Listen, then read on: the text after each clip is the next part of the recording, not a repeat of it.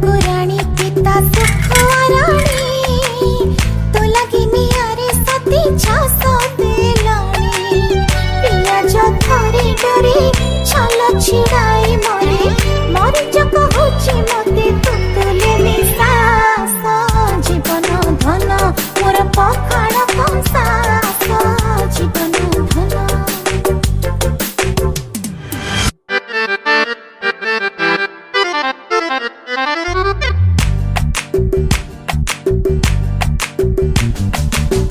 ओडिया जीवन दुआ साग पखाल जगन्नाथ रसी खाए मने तू भाल चखी नाई जे थारे फिकता जनमरे मଣିଷ जे करे से तण पुरुषा आशा जीवन धन मोर पखाल कंसास जीवन धन।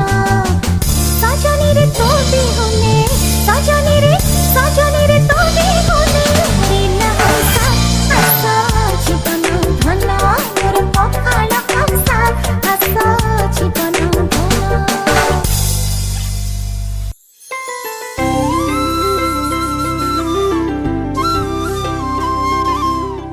पखाल ओडियांकर प्रिय खाद्य सारा ओडिशा रे यार स्थान स्वतंत्र।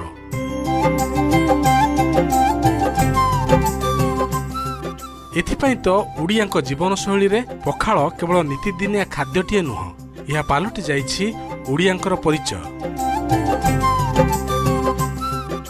पखालर चाहिदा को दृष्टि रखी मार्च 20 तारिख को विश्व पखाल दिवस रूप में पालन करा जाउछि।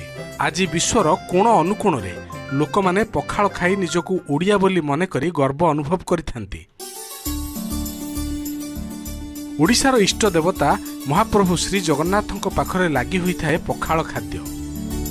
जगतर नाथ जगन्नाथଙ୍କ पाखरे लागि होथुवा 56 भोग मध्यरे पखाल होछि अन्यतम। मानवीय लीला करुथुवा महाप्रभु ग्रीष्म प्रवाहरु रक्षा पाइबा पई चंदन यात्रा समय रे दही पखाल मणही करी मदन मोहन रूपरे चाप खेलिबा पई बाहरंती। एपरिकी प्रतिदिन श्रीमंदिर परिसर रे टंक तोराणी मिली थाए जहा महाप्रसादर पखालरू ही प्रस्तुत होइथाए। गरीब लोकटीए पखाल खाई निजर भोक मेंटाई थाए। एबे मध्य गाँ गहलीर लोक माने सकाळ हेले पखाल खाइथांती। केवल ओडिशा नुहे पश्चिमबंग छत्तीसगढ़ और आसाम रे मध्य पखालर बेस चाहिदा रहिछि। विभिन्न स्थान रे पखाल को भिन्न भिन्न नाम रे नामित करा जाय।